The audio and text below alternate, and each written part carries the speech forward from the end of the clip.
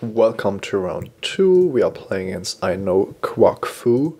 And this hand is nice. Well, Stonechuck Giant is a bit ambitious, but Nadia's presence hopefully is going to help out. Not going to mulligan on the draw here. Turn 2 Nadia's presence, turn 3 Cursor, turn 4 Nadia's Emissary if we want to do that. And we actually have the mana for Stonechuck Giant as well, if we are willing to sacrifice the Hedonist. I think it's much more likely that we are just running this out just to get onto the board, and then we have a pretty sweet curve. Opponent might not be doing anything here, which is definitely nice.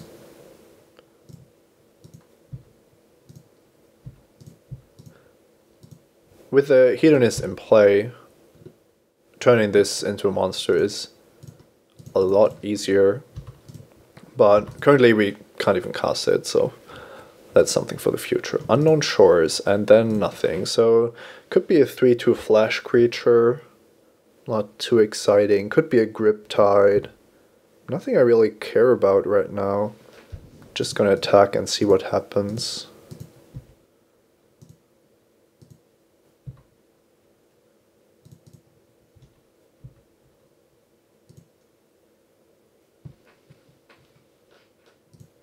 Okay, it is a 3/2 flash creature.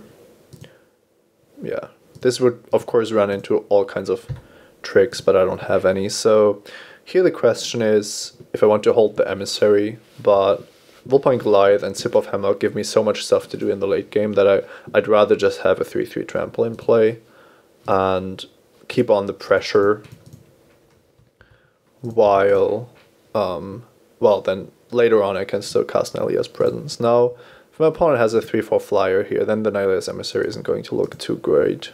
Nessian Asp, kind of the same thing, but maybe we can draw into lands here. That would be great. A mountain, hey.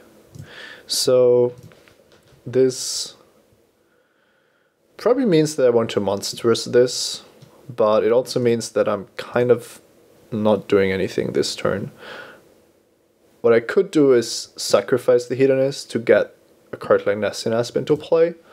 On the other hand, two Nessian Asps fighting each other don't really accomplish anything. What I really want to be doing is to cast Sip of Hemlock onto Nessian Asp, and that requires another mana, which I kind of need to draw anyway. But if I don't, I will just cast Stonechuck Giant next turn. So yeah, I'm not sacrificing Satyr Hedonist for only get Nessian Asp into play. And getting Stonechuck Giant into play is a card that still trades with Nessian Asp, so that means I don't want to do it. If I draw a land next turn, I can still Sip of Hemlock or cast Vulpine Goliath, both of which is great. I don't think I need to play this too aggressively, just throwing away my creature here. I like to have the option, but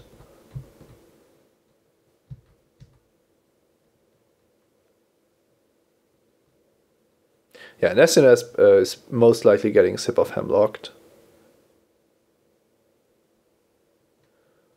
Okay, that's a bit unfortunate.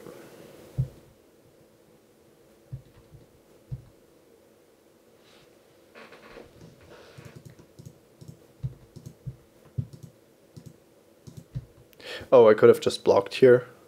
Yeah, that was absolutely stupid. I wasn't thinking. I should have blocked because this already had 2 damage.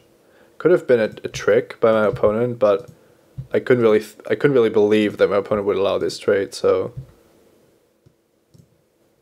I didn't think this through. Savage Surge maybe?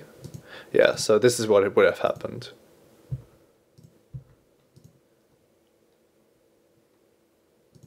My opponent just firing out of all cylinders here. Alright. Stonechuck Giant trades with the Asp unless it gets monstrous. Nessian Asp, just they look at each other, nothing happens. I'm gonna run out the red creature.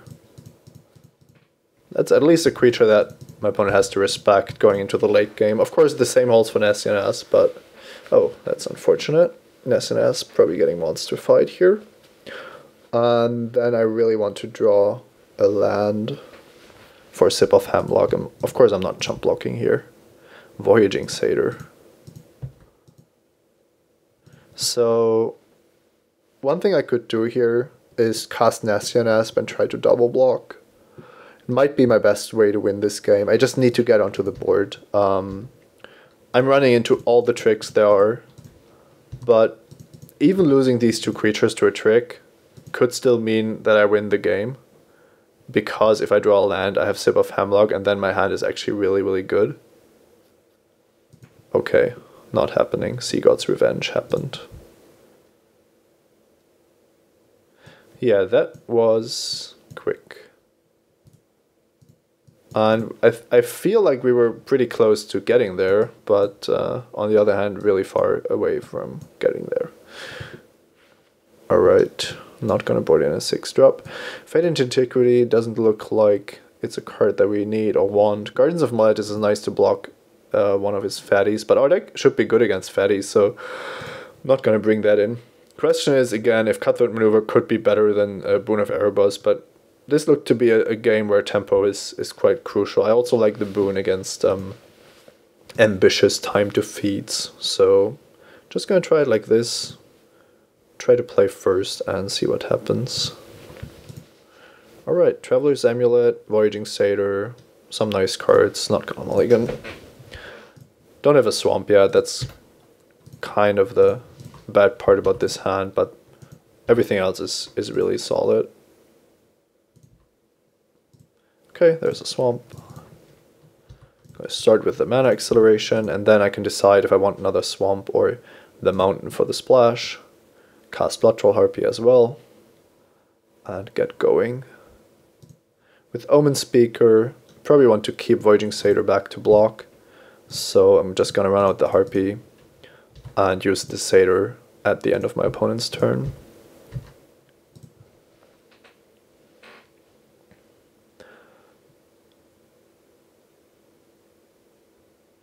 It could be time to feed again. No, it's Triton Fortune Hunter, okay.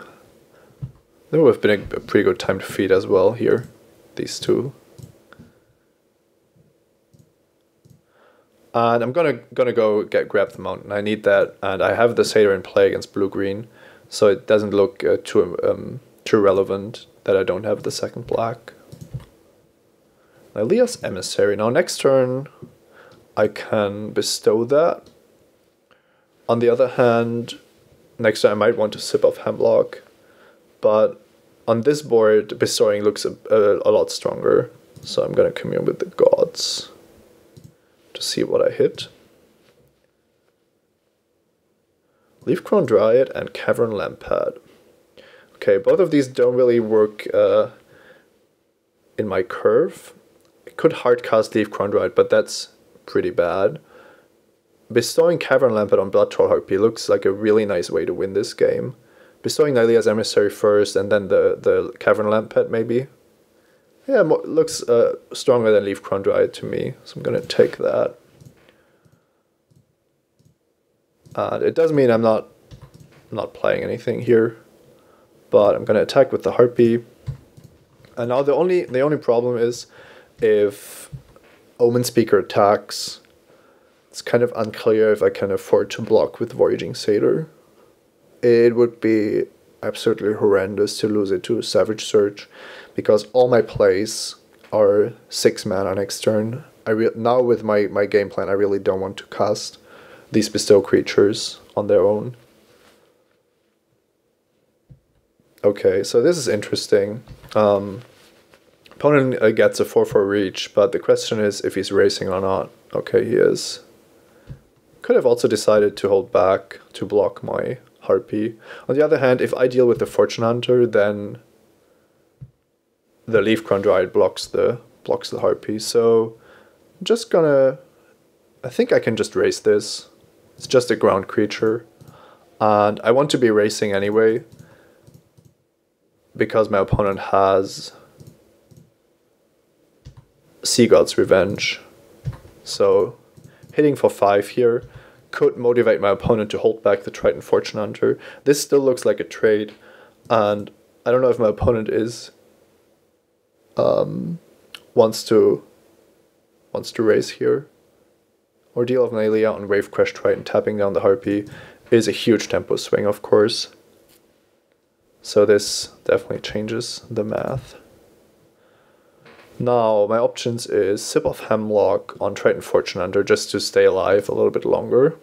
Definitely a good option. On the other hand, Leaf Chondrite comes down and brings me in trouble.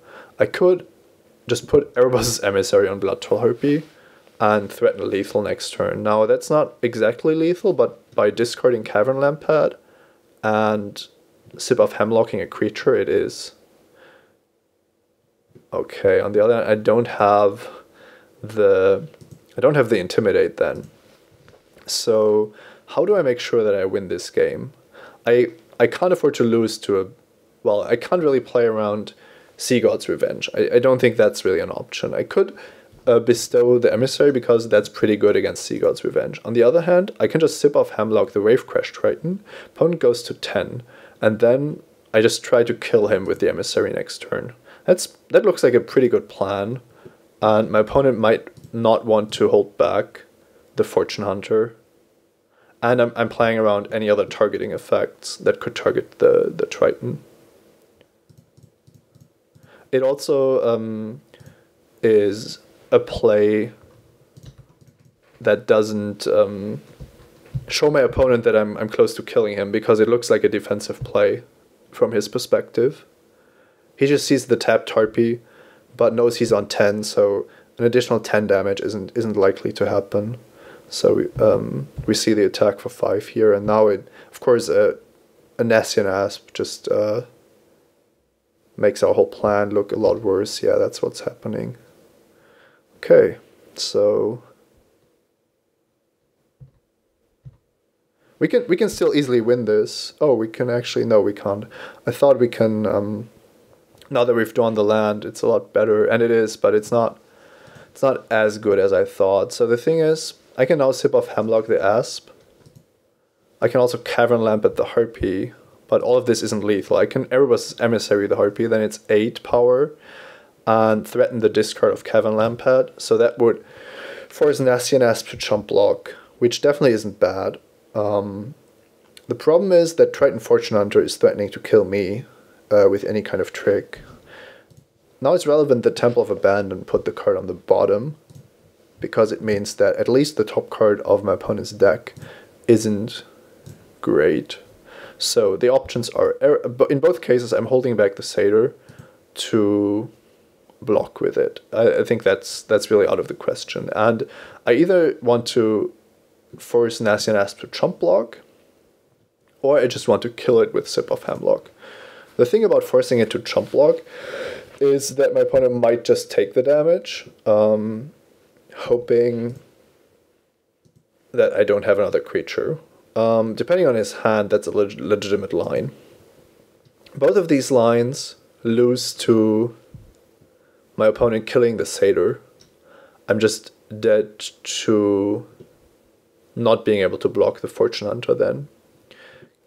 Keeping the Cavern Lampad in hand means that my opponent could try to block with Triton Fortune Hunter to stay alive, which I could make him believe by casting Sip of Hemlock on Nessian Asp. On the other hand, I'm still in trouble against any kind of tricks. So the alternative line is to play this really defensively by casting Sip of Hemlock on Nessian Asp. I bring my opponent down to 8, and Blood Troll Harpy still wins the game with Erebus's Emissary, and so actually does Nylea's Emissary, but, well, actually I can... No, the problem is that if my opponent has Sea God's Revenge, then having only Nylea's Emissary in hand isn't going to win me the game against Omen Speaker, because Omen Speaker isn't going to run into the Emissary, but the Fortune Hunter is going to bring me down to 1, and then I'm sitting here with all these cards and I can't really win. So I'm afraid that playing around Sea God's Revenge only works if I put Erebus Emissary on this guy. And then I'm dead. Oh no, I'm dead either way. I'm dead to Sea God's Revenge, because if I tap my Blood Troll Harpy, then Voyaging Satyr is just getting bounced and I'm dead. I can't play around everything here. I can cast Sip of Hammock and Nessian Asp, which allows me to hold back the Harpy one turn. That way I can chump block the Fortune Hunter and Omen Speaker can't attack. And I'm threatening lethal and my opponent doesn't know it. I'm also playing around Sea God's Revenge because I get Nylea's Emissary. Yeah, I'll just try this. It looks really weird to hold back the Blood Troll Harpy here. But I think I'm playing around more cards that way. And my hand just has the potential to deal 8 next turn, even if I'm missing 5 damage here. But bringing my opponent down from 8 down to 3 is a lot less important than staying alive. Which, well, sounds like a trivial thing, but I'm gonna chump block, of course.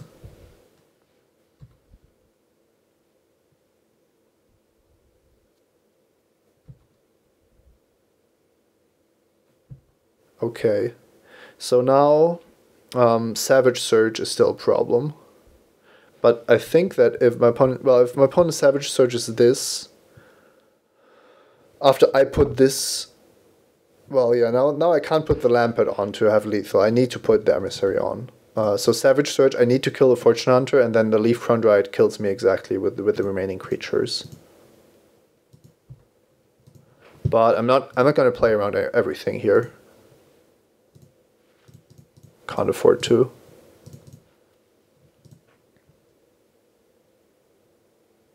What I was thinking was that if my Harpy dies in this exchange, it's actually good because I get 2 creatures out of the deal. I actually won this game. I'm pretty amazed.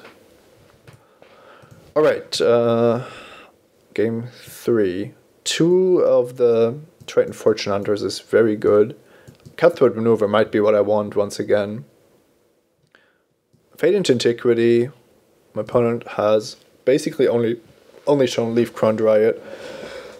So that doesn't seem amazing. The Leaf Crowned Riot was definitely good, but it's not how this game is going to be decided. Alright, I'm on the draw against a deck that has shown a lot of cheap creatures. So I'm going to bring in Anger of the Gods instead of Stonechuck Giant. I think that might be a nice way to just deal with all the Triton Fortune Hunters, my opponent's Satyr, the opponent's Death Touch Scorpion, and all these kind of cards. Question is if Cutthroat Maneuver is a card that I want, but I really don't think that I can afford to play this on the draw against my opponent. Anger of the Gods might not be good, but I'm gonna just try it. I thought about Guardians of Meletis as well, but the other cards in my deck just seem stronger.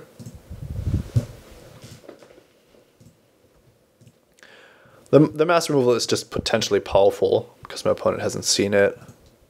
And I'm going to keep this hand. It's not amazing, but the mana base is the weakest part of this deck.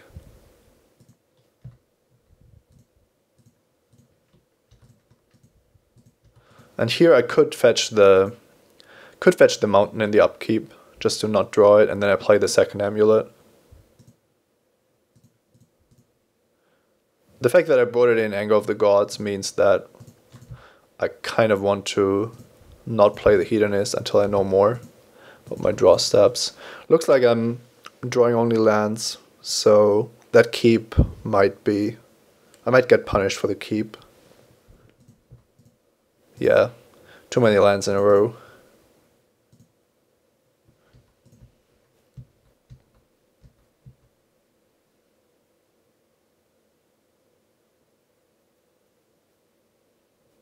There's the Fortune Hunter.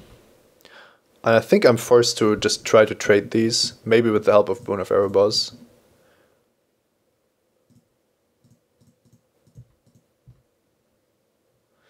Volpine Goliath could be great, but is of course still a long way away. I'm not gonna sacrifice the Hedonist, I think. I could do that actually. Let's see. If I attack, Sedge Scorpion could just block it. The problem is Sedge Scorpion also trades with Volpine Goliath. No, I need to block the Fortune Hunter with Satyr Hedonist. That seems pretty obvious. And I can't ramp out the Vulpine Goliath against the Sedge Scorpion, even though I have Boon of Erebos, which does make it kind of nice. Sedge Scorpion blocks, I just Boon of Erebos, deal a chunk of damage. I haven't seen Griptide or Voyage's End from my opponent, so that's what makes it so interesting to just run out the Vulpine Goliath here, especially because I have just nothing really. Alright, I'm just gonna do it. Just gonna do it. I only drew land, so this is what I have. Let's see what happens. Time to feed. Sedge Scorpion, Vulpine Goliath. Maybe. Bestow onto Triton Fortune Hunter, a 3/7. Alright, a 3/7 is pretty good. Police Crusher is pretty good as well. So now my opponent is going to either block with a Centaur, but that wouldn't kill my Goliath, or with the Sedge Scorpion, and in both cases Boon of Erebos is a nice play. Maybe with both, that would be sweet. I mean, blocking with both does prevent a lot of damage. On the other hand, the Centaur deals with the Goliath on its own as well. Okay.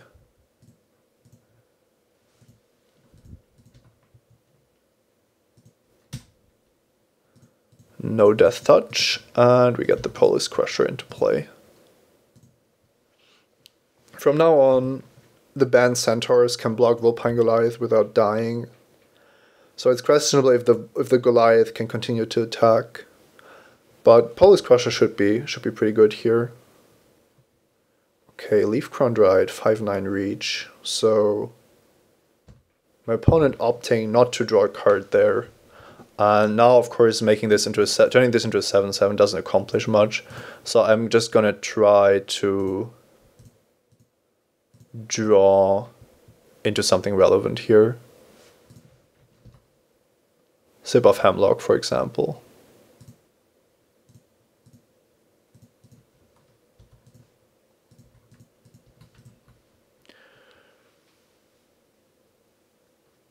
This is a point where Sea God's Revenge is still great for my opponent, but it's not back-breaking at least.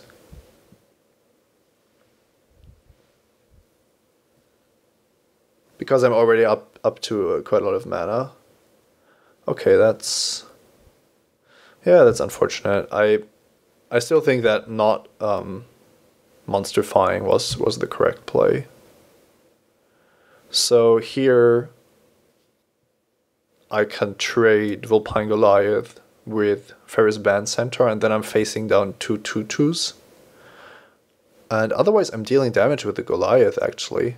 Could be Savage Surge once again, but that gets me anyway, so I'm just going to take the damage here. Try to deal some damage on my own.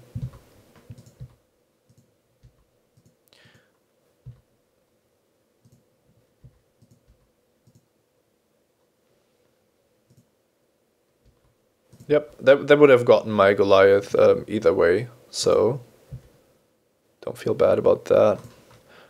Do feel bad about my keep though. Maybe it was just a 2-land heavy hand to keep.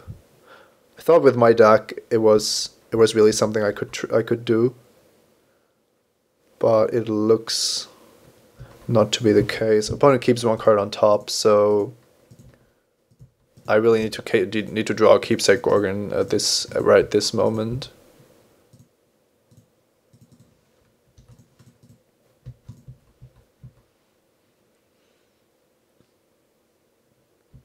Okay, Aquarius form for the win. Alright, that does it.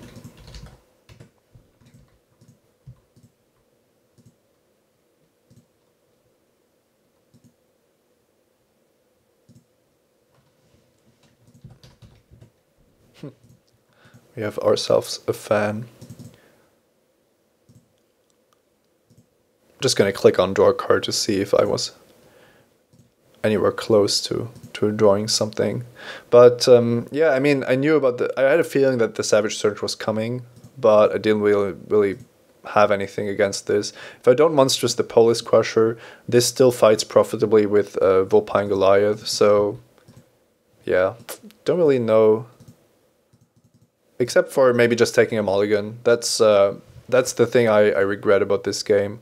It was a difficult decision to run out the Goliath, but I think with the boon of Erebos and the fact that I could trade with, trade the boon for Sedge Scorpion and dealing a bunch of damage was definitely good. But yeah, somehow the 3/7 turning into a 5/9 against my board of a 6/5 and a 7/7 was the main problem. And I could have drawn cards to get me out of this, but my opponent also had Sea God's Revenge, among other cards, that would have been really good on his side of the board. So, sadly, we lost the match. As I know Kwok-Fu just told us, I'm recording videos for mtgoacademy.com. I'm Simon Götzen with Simon Says. I hope you're enjoying the show. Let me know in the comments, and see you next time. Bye bye.